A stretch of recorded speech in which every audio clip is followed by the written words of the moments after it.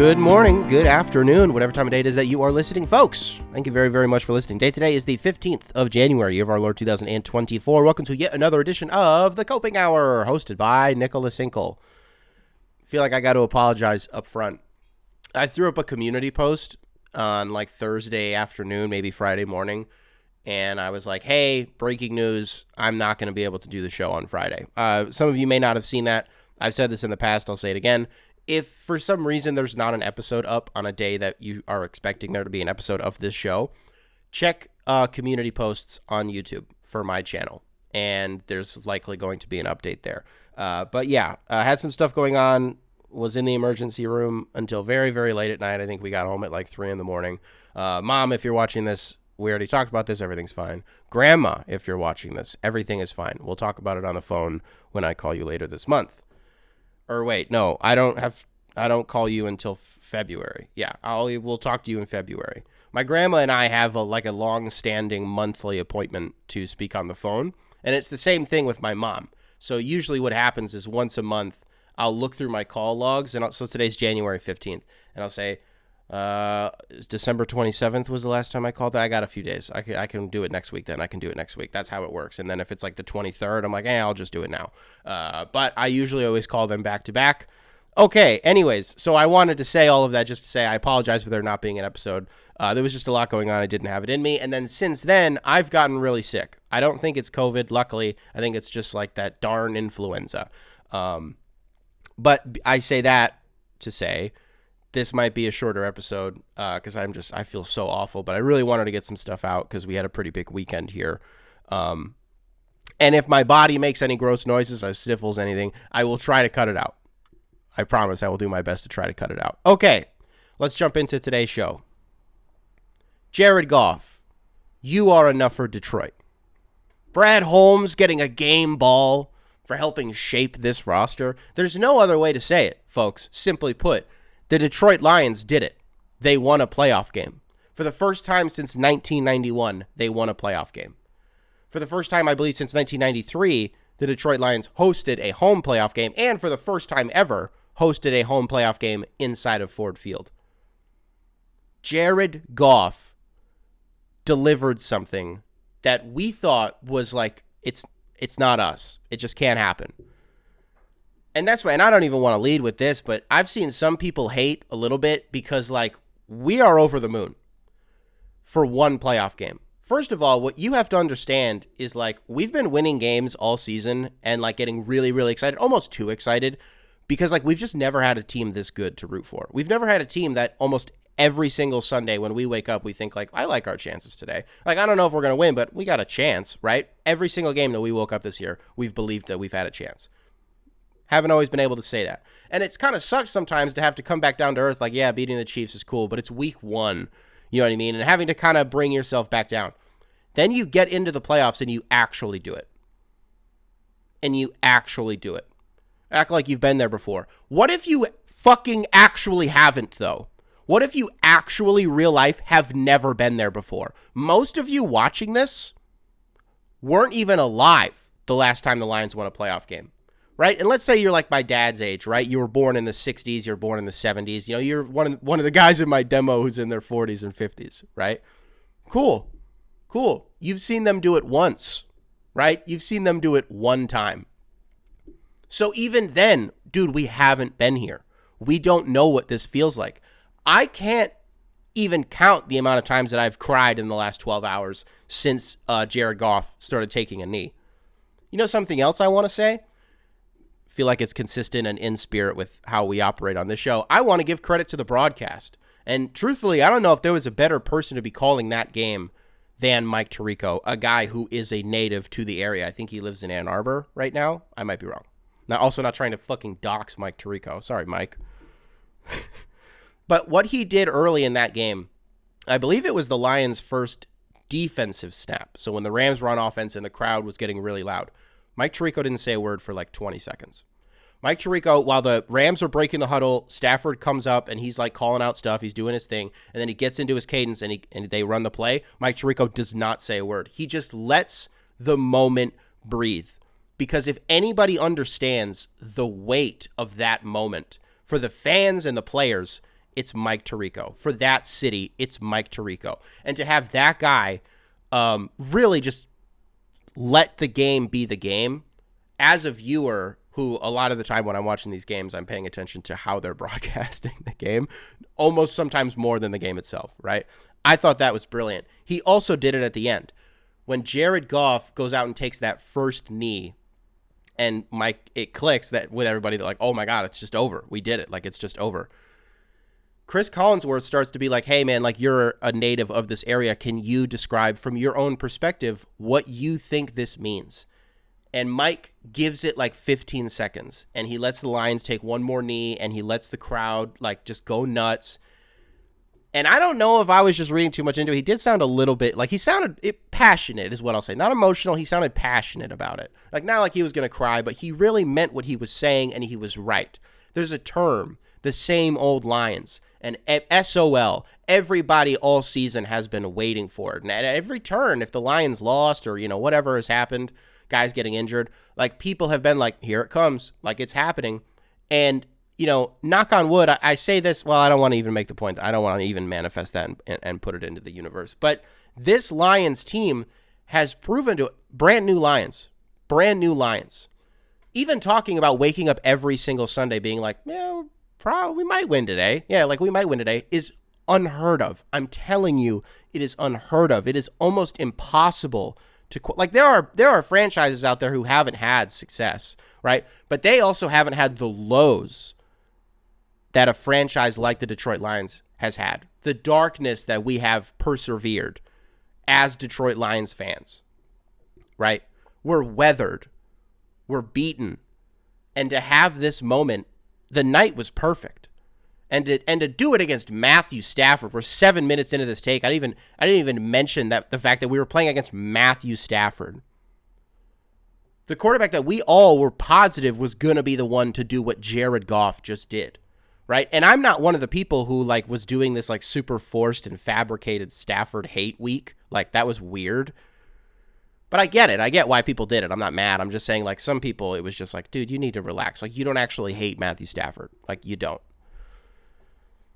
But there was a moment in that game, there's 8 minutes left, the Lions get the ball, they're up 24-23, and I think to myself, dude, this is the opportunity to kill the game. This is the opportunity to milk this clock. We punted the ball back with like 7 minutes and change, and I was like, oh. With how Matthew Stafford was playing, it was truly like vintage, like Detroit Matthew Stafford. It was Ford Field Matthew Stafford. It was.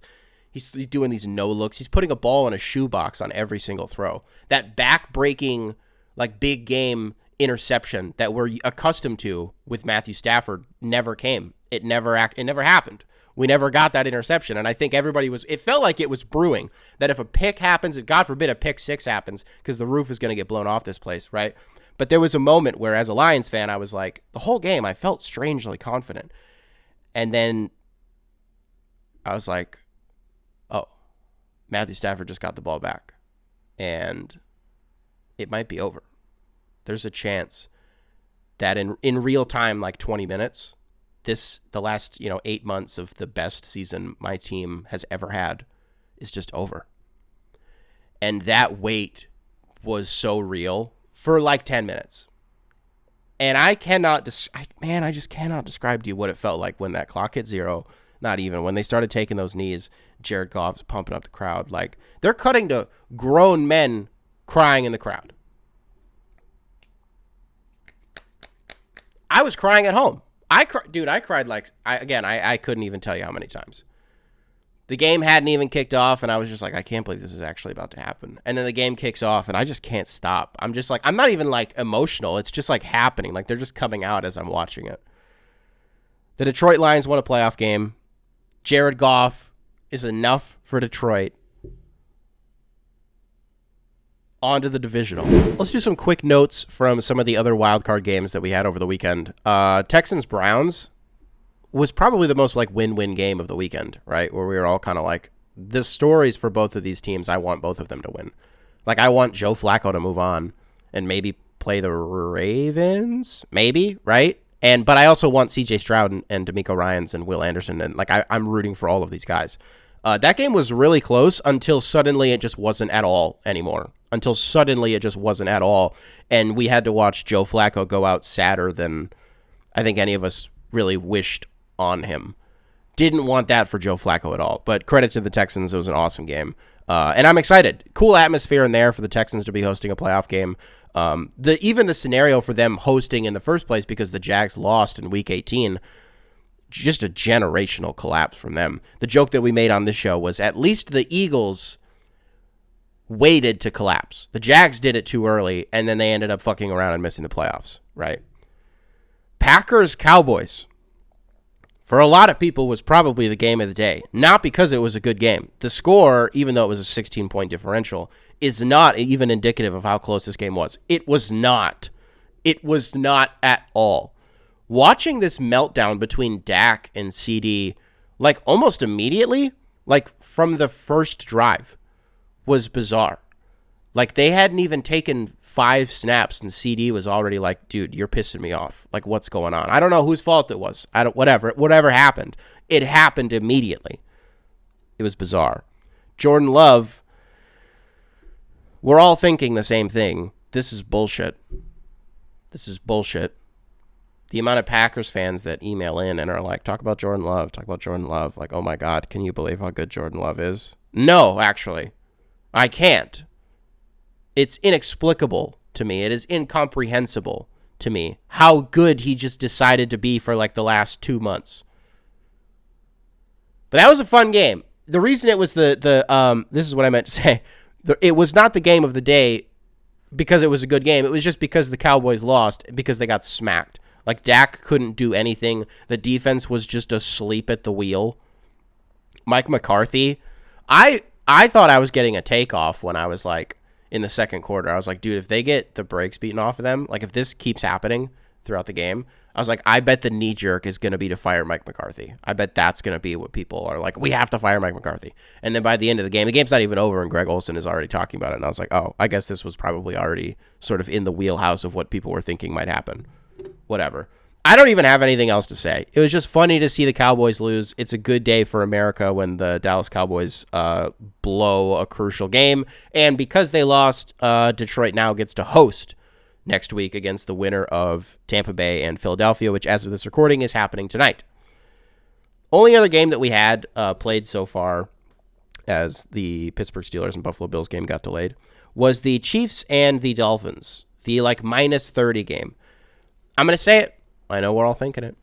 They needed to cut to Taylor a few more times. I wanted to see what she was getting up to. They did show her more than I thought they were going to, but I needed like 15 to 20 more cutaways to Taylor Swift. Some other notes that I wrote down for this game. Jason Garrett and Mike Tirico both calling him vintage Patrick Mahomes. Huh? He's like 26. He is the guy that you're referencing is who he currently is. Like, when I call Matthew Stafford against the Lions like vintage Stafford, that makes sense because he's got like gray in his beard, right? He's like older and like kind of on his way out of the league. And I say that with all due respect. He's Matthew Stafford, like he's my Lord and Savior. Although, rest in peace, Bozo, for like the next 24 hours. But like that makes sense. Patrick Mahomes is like my age. We're kids. He's not vintage. They both did it on like 2 separate occasions, separated by a quarter, and I thought it was bizarre. Jason Garrett also does not need to be in a booth. Everything that he says, he sounds like he's either surprised or the moment is like really big when it's just not. Like a guy will be like substitute, like they'll be doing like essentially like a line change on defense. And Jason Garrett will be calling it out like this, and oh, I see this guy checking in for him, and that's interesting because of this thing. But it's like a really like it's a moment that doesn't call for the inflection that he just seemingly always has, and it bothers me. Patrick Mahomes gets a piece of his helmet chipped off in this game, and we were robbed of social media history after they made him switch his helmet out. Because it was 3rd and goal, and if Patrick Mahomes threw a fucking touchdown pass with a cracked helmet with a hole in his helmet, dude, they would have made it a national holiday. every single year for the next 30 years. On this date, Patrick Mahomes threw a touchdown pass with a fucking broken helmet. And I don't know what's crazier out of this whole situation. That it happened and that they made him change the helmet, or that they let him play one play. I think it was second. Yeah, well, it would have had to have been second and goal. They just let him play one snap with the broken helmet, which is maybe the funniest part about all of this to me, is that nobody thought to be like, although I think maybe at first people, because I was like looking at it like, did he just like get a piece of tape? Like, what the fuck is that? I think people maybe just didn't know what it was, because that has never happened before. Never seen that one before. But that game was otherwise, I mean, the weather kind of made it meh. You know, we kind of sit here and I'm wearing like my crew neck and I'm under like 2 blankets and I got the heater cranked up. Travis Kelce drops like a 3-yard check down. And I'm like, how does he not catch that? How does minus 30 degrees in Kansas? How does he not catch that? Patrick Mahomes famously throwing like 50-mile-an-hour footballs. How does he not catch that? The hell? That was the wild card round. Let's talk a little bit more about the Pistons trade that they made. If you did not see the video that I uploaded yesterday, it was like sort of an immediate reaction to the trade. You can check that out on YouTube. It's the most recent upload beyond this video. So you can check that out. I thought about just like splicing it into the podcast and just using it as a segment, and I thought that was corny. So I thought that was cheating. I didn't think that would be fair. So why don't we just talk a little bit more about it now? And fans are kind of reacting the way that I thought that they would, which is that this is not good. I'm happy that everybody's kind of on the same page. That like if this is the first domino, it's a bad first domino to fall, because Troy Weaver has shown that his asset management is bad. He just is like, second round picks don't matter. I'm just going to throw these out. It's like, well, you're actually pretty good at drafting, and there's actually a lot of value for drafting second round guys. There's a lot of value you can find in that like 35 to like 46 range. I don't know. Usually there's a guy or two in there we've found in recent years. And Troy Weaver, again, this is like kind of your whole deal, is that if nothing else, you draft really, really well. Maybe we can, I don't know. But what have we done in the second round since Troy Weaver has been here? Because Bruce wasn't even, he was an Ed Stefanski pick in the second round. All we've done is like, I think we got Liv in the second round. There was somebody else that I'm blanking on. Sasser was not. He was first. He was the 25th pick. And otherwise, it's been like Balsa Koprivica, that Gabriella Prosciutto kid. Gabriella Prosciutto. He's not coming over here. Like, he just loves drafting stashes, which is annoying. That's like probably the thing that I like the least about the NBA. Is the good thing here, if you want to read into it, that Asar might get more minutes now. Because it was like, well, Isaiah Livers was kind of eating those minutes. The only alternative is like, if Monte Morris comes back, I guess. But, well, he wouldn't play the 3. Joe Harris, I don't know. Maybe Joe Harris gets some more run. But I would imagine, especially when you're adding 2 guys like Mike Muscala and Gallinari, that you got these 2 guys who can kind of shoot the ball a little bit. These 2 bigs. I don't know. I'm still pissed that this is what the people in my YouTube comments being like, dude, Marvin Bagley literally isn't even good. Like, why are you mad? I get so offended when people are like just willing to out themselves for like not watching. I get so offended by that. Like, why would you just say that? Like, you're fucking dumb. Like, you're literally an idiot. Like, if you're watching the games, you would be like, you would come away with the conclusion that like, wow, Marvin Bagley, kind of an NBA player, no? Also, the people who think, and I hate content where people are like, people said this thing about me, and I'm about to defend why they're wrong, they're stupid, and I'm right. That is not what I'm trying to do here. I don't even like Jaden Ivey that much, okay? I'm not defending him, ever, really, under any circumstances. I'll defend him when it's like real Monty Williams like has him in the doghouse, and then in the middle of January, 2.5 months into the season, just goes, this fucking Jaden Ivey guy's pretty good. Someone should give him more minutes. You're somebody, motherfucker.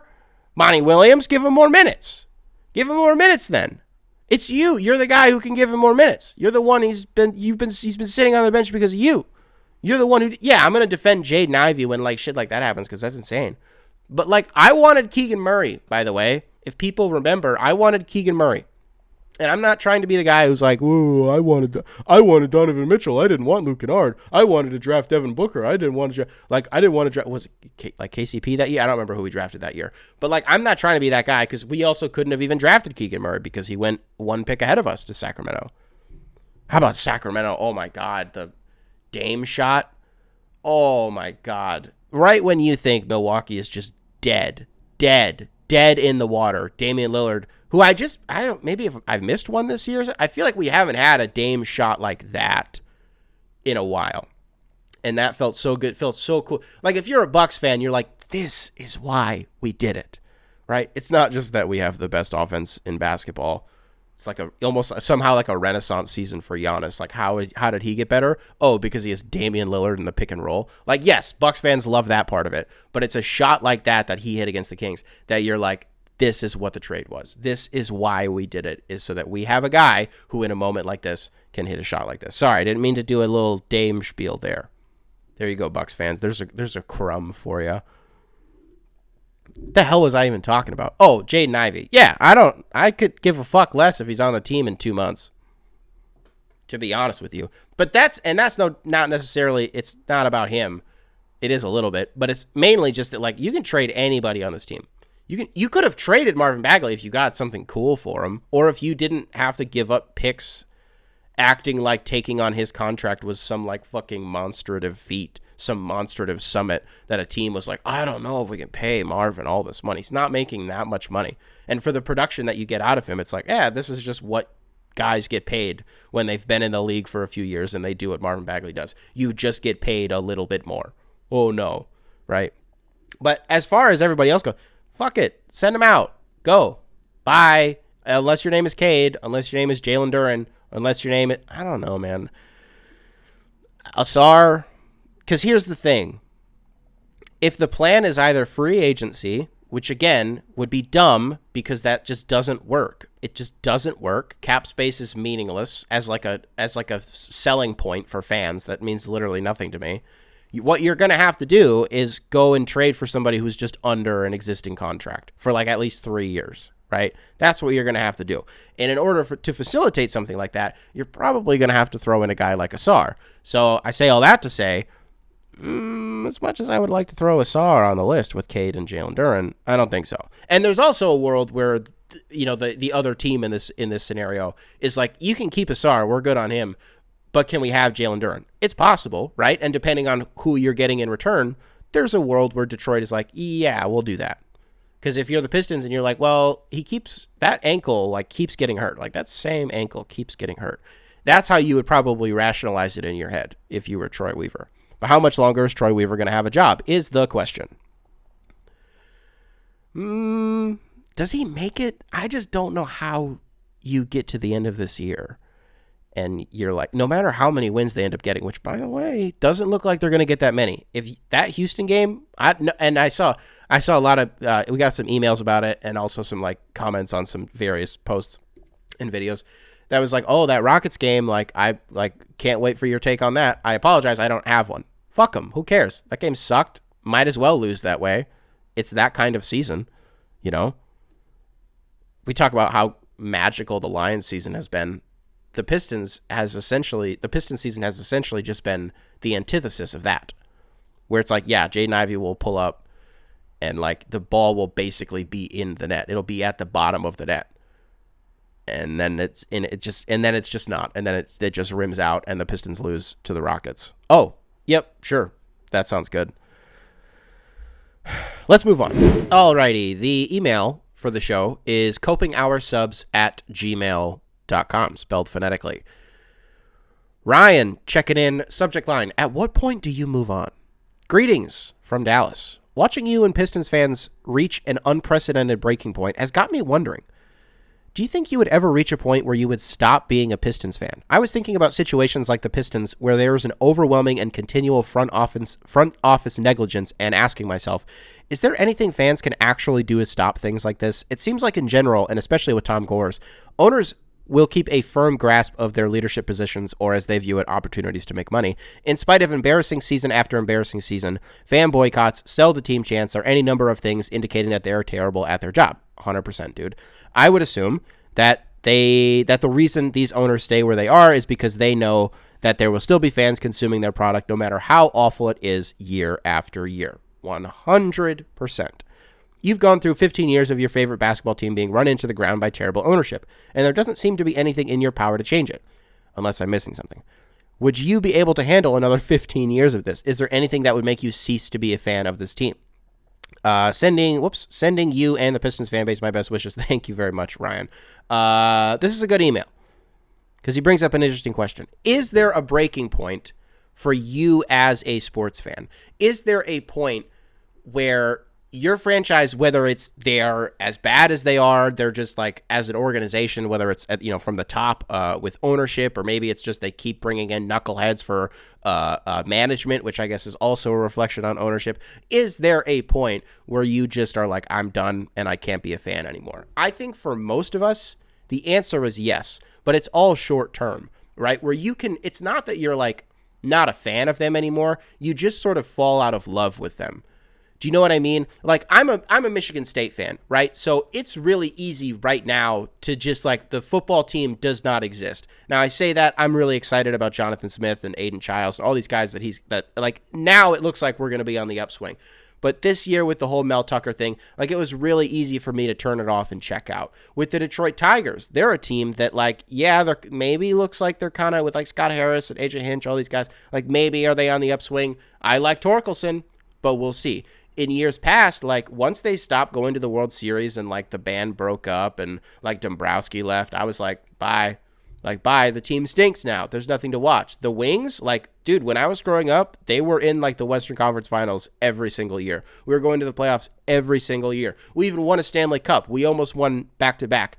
Then we weren't good anymore. Guess who stopped watching the Red Wings? This guy. But the Red Wings are good again. Guess who's watching the Red Wings now? Me. So I'm saying all of this to say, you always come back to it.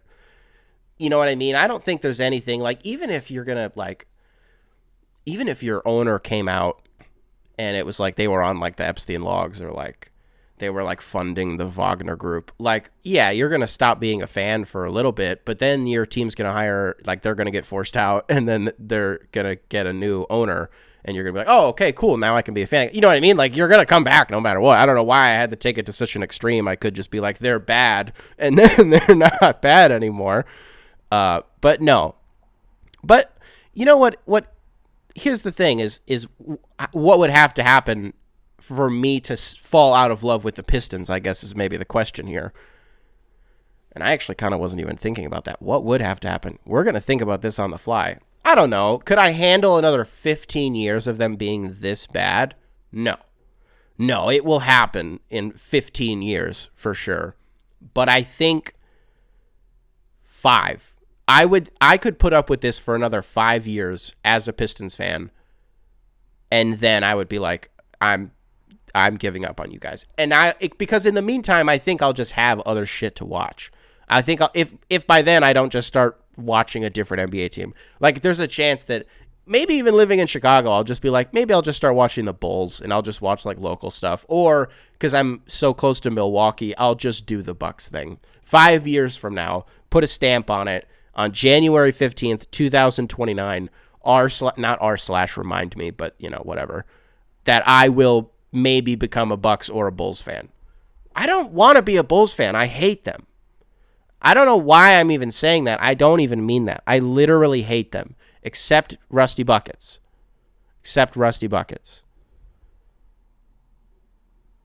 Let's move on. You guys love sending emails about like relocating the Pistons. Ethan sent one in here. Hi, Nick. I saw a social media post by a decently sized account, 18,000 followers, saying that the Detroit Pistons should relocate to San Diego and that, quote, the San Diego Pistons has a good ring to it, unquote. I'm not even a Pistons fan, and that made me want to go full Anakin Skywalker mode when he nuked those Tusken Raiders. Except the part where he murked all the women and children. That's not how I roll. I'm not Miles Bridges. Whoa! This guy's edgy. Anyway, I figured I'd ask for your analysis on whether or not the Pistons should relocate to San Diego, as I'm sure you've got an opinion or two on it. And also the idea of relocation in general. Is there any team that you think should relocate for legitimate reasons, or does relocating do nothing but put more money in the pockets of already omega-rich gazillionaires and screw over the loyal fans of small market teams? Keep up the good work. Best regards, Ethan. I got to take that people aren't going to like. They're not going to like it because it's a lame take. I only care about teams relocating because I love the idea of there being a new team. That's it. I don't care about the fans. Like, fuck them. Who cares? Their new fans are going to be just as cool. They will. And that's going to suck one day. But to be fair, I don't think any of the Detroit teams are ever going to relocate, which is part of the question here. We've talked about it maybe a handful of times on this show. You guys are out of your goddamn minds if you think the Pistons are going to relocate. You are, like, legit insane. First of all, no team is going to relocate before this next TV deal is up. Because as soon as they renew that deal, they're going to expand. They're going to add Seattle. They're going to add Vegas. Would the funniest thing in the world be when the NBA officially adds Seattle as an expansion team? Because it will happen. Like, it's going to happen. Relax. It's going to happen. By the end of the decade, it will happen. Not even that far. Like, within the next 3 years, it will be announced, right? How funny is it going to be when they're not the Sonics? How funny is it when they're like the Kraken? Huh? When they're like the Seattle Sushi? I don't know. Whatever they are. The Wolves. They can't be the Wolves. But they're going to be something other than the Sonics. And it's going to be the funniest thing in the world. Or they are going to be the Sonics and they just like fuck up the colors. And they're just bad. Whatever Vegas is, like, whatever. Sneaky? Just do like a parallel of what the Aces have, because not just being called the Aces, that's sick. Being called the Aces is sick, but also their like uniforms in general and their colors are sick. So whatever the Vegas, I guess it's also, they're kind of just like the Golden Knights scheme in some sense. They're just a little bit more red, but even the Golden Knights sneaky have a little bit of red. So whatever the NBA team ends up being, it should just be like a black and gold and like, hey, maybe a little bit of red NBA team. That's what it should be. But in general, yeah, teams locating, there's probably a way more nuanced conversation to have about, to your point, like what it does for the owners and like how much money it actually makes them, making whatever new city they move to, like, fuck it, they'll pay. Like, if someone's going to pay for a new stadium, I'll just move them to Montreal. How about that? It's never going to be Detroit, though. It's never going to be Detroit. Who's the team that for the last like decade has been like kind of the closest? The Kings, it felt like, weren't that far off. At this point, they're safe. I think they're good. The Pelicans are the one team that has flirted with it a lot, though. And it's definitely died down a lot in recent years. But there was a lot of stuff when Gail Benson's husband, somebody died. Somebody died. And then there was also something with like the lease at the Smoothie King Center. And then I think they ironed that out. I think that's fine now. But the Pels were like, we might leave. We might leave. And I think Anthony Davis had said, right. I think that was the conspiracy, actually. When the Pels got the first pick, people were like, they just lost Anthony Davis. The lease at their arena is about to be up, and like nobody knows like where are they going to be playing. And it's also like, well, they don't even have a good team. Like, there's nobody on this team anymore. They have the stuff from the Anthony Davis trade, but like, who cares, right?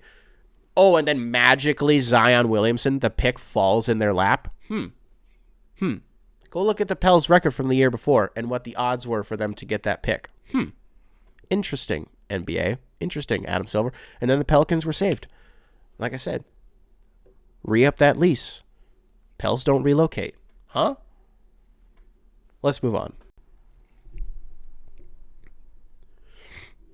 We got one here that I assume is real. It'd be a weird thing to lie about in an email to a show hosted by me. And assuming it's real, I think it's really funny. Subject line: Asar and Amen Thompson made me quit playing basketball. From Thomas. Good afternoon, Nick.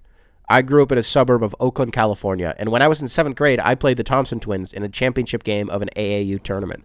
By 7th grade standards, I was not a bad player, but the Thompson Twins made me realize there are levels to this shit. My team had been winning pretty consistently all summer long. However, the Thompson Twins beat us something like 17-88. I'm not sure what the exact score was, but I remember we had under 20 points and they were pushing 100. One distinct moment I remember and then parenthetically, that made me stop playing basketball competitively was when I was on a fast break, a clear lane to the basket, and I put up an easy peasy layup, or so I thought. Then one of the twins came out of nowhere, grabbed the ball out of midair, came down with it, and went down to the other end of the court and damn near dunked it on one of my teammates. I love that he just says one of the twins. He's like, I don't fucking know which one it was, but one of them just like came and stole my shit. It was one of them. At that moment, I knew my dreams of going to the NBA were extraordinarily slim, and I should find other hobbies. Anyway, longtime listener and big fan of the show. Oh, I'm sorry, Logan. He goes by his middle name, so Logan. Thank you, Logan, for the email. I love hearing stories about just like everyday guys, like the real life like dudes who just ended up being like plumbers and like mechanics and shit, whatever Logan does, who were just like playing guys who ended up going to whatever league it was, right? When my brother and I were in high school, I was playing on JV and he was in varsity. He was a year older than me. They were playing 7-on-7s against Cass Tech. And if you are familiar with the Michigan high school football scene, Cass Tech is the school in Detroit where it's like, that's where you go to play football. Like, that's where, not where you go to play football, but like dudes play football there, right? It's a fucking factory. Mike Weber was on the team. J. Rue Campbell, if people who are my age who remember Michigan State recruits, high school prospects, J. Rue Campbell went to Cass Tech, was supposed to be on the team, but it was the year that he body slammed the security guard at his school and got like kicked off the team and like lost his scholarships and everything. He was supposed to be there, but he wasn't. Mike Weber was playing my brother's team. And for those of you, Mike Weber was like, I don't know, at the time, probably like 5'10", like 210 pounds as like a 17-year-old kid. And even though it's only 7-on-7s and it's not like full contact, apparently Mike Weber was just fucking murdering everybody. They had somebody else on that team. Was it like not Donovan Wilson? I don't remember who it was. They had somebody in their secondary. That's going to make me so mad. But it was like somebody who is like legit in the NFL. So I'm only bringing that up because it's like, there is truly nothing funnier than when some guy plays a professional athlete in like middle school. All right, we're going to wrap up today's show with a little heart-to-heart. Not really like a heart-to-heart. I guess more like a brainstorming session. Because this show is like so close. I know it's right there. And I don't know if it's like a structure thing or if it's like literally like a camera angle thing and like I switch it. I sit in a different way. I put the mic in a different spot. I move the camera and like maybe throw some graphics in. Like I know this show, it's not, I don't want to say at the 1 yard line. We're in the red zone though. You know what I mean? And I think getting to 30 episodes is going to be a big deal for me mentally. So when's that going to be? Like February? Maybe the early March is when this show's going to hit 30 episodes. And that's kind of like the benchmark, I think, for a show, is if you can make it through 30 episodes, okay, you're officially a show and you like you're real. Like you're actually doing it. Okay, cool. 30 episodes, I think, is historically the benchmark for that. And I think by then, and this is what the goal was, is that the first 30 episodes or so, I think I said 20 at the beginning, are going to be a little bit like, what is this? What are we doing? And I think some of this is coming from even just starting and editing a few videos for Jacob so far. And, you know, doing things for his videos that I've never done for mine. It's definitely giving me more ideas and more of an idea of like not like what works for the algorithm, because I don't care about that. That's not why I'm doing this. But more from like a viewer perspective, just like what people like, and what the audiences are interested in. And so sometimes I'll monitor his comments to see, like, I don't know, was there like sometimes people are like, dude, there needs to be like way more clips. Okay, cool, got it, good, thanks, that's good feedback. Like now I'll just add more like game footage. That's a good note. I don't expect anybody to ever be like, whoa, that motion graphic at 16 minutes and 34 seconds was sick. Like, how did you add that motion blur effect? Dude, when you edit with anything that isn't like Adobe, like Premiere Pro, and what's the other one? Final Cut? Is that the other like big boy adult one? I was using DaVinci for a really long time. And then like very, very recently, within the last like 4 days, finally I'm back in Premiere for the first time in like 14 months. It's like the big leagues, and the interface just like confuses me and like trips me out. And I always hate having to like refamiliarize myself with Premiere. But then once you do, it's just, everything is just so much easier. Everything is just so much more advanced. It's just so much better, you know, like it truly is just the best software. It really is. But that like learning curve of like, okay, yeah, there's just a lot going on. It's very big league to me. In DaVinci, it's like, oh, I want to do this motion graphic and then add some like motion blur. I have to click like 3 buttons. And then in Premiere, it's like, no, you actually have to like add like you don't have to add an adjustment layer, but like add an adjustment layer and then like go into the effects tab and like drag over transform and then like set the keyframes. And then, you know what I mean? Like, it's just so much more of a hassle. And I'm sure there are like shortcuts and shit that I can do for that. But I'm not even at that level yet where I can like control FT -17. Like, I can't do that. But this show's going somewhere. I promise it is. And you guys are helping shape it too. Like, the emails a lot of you send in are the same, which is funny. But it's also, it's just very interesting to see the way that you guys think. Because I'm like, oh, wow, you guys get it. Okay, cool. You guys get what we're doing here. Which is such a good feeling. And I cannot express to you how appreciative I am of that. It's very, like, 5,000 people an episode watching and like getting it, that's awesome. Like, viewer retention being like, you know, I put out an episode and it's like an hour long, right? On YouTube, my retention is like 20 minutes an episode. That's huge. Dude, that's huge. That means people are watching like at least one segment, you know what I mean? Like 1 or 2 segments per episode. And that, even if they're just like skimming around to like what ones they're the most interested in. It's what the timestamps are for, baby. Like, that's fine. It means the world to me. Truly, it means the world to me.